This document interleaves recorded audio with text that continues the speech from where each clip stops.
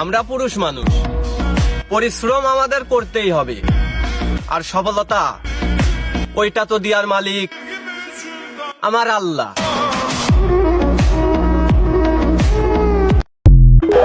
হেরে গেলে চলবে না।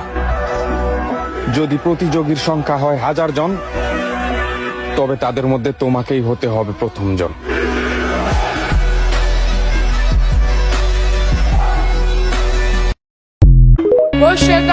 আমরা টাইস মিস্ত্রি, অন্য কারো কাজ নিয়ে কথা বলে কোনো লাভ আছে? আমাদের কাজের ভিতরে আলাদা একটা ভাব আছে, ঠিক আছে?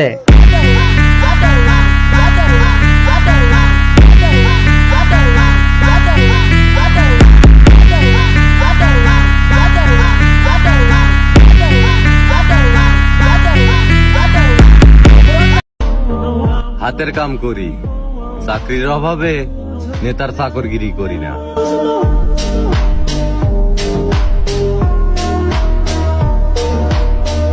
আরে বেটা, সময় তো একটু লাগবই।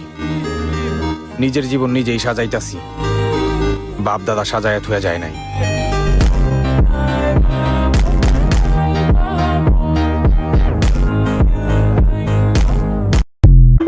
আমরা টাইস মিস্ত্রি, অন্য কারো কাজ নিয়ে কথা বলে কোনো লাভ আছে?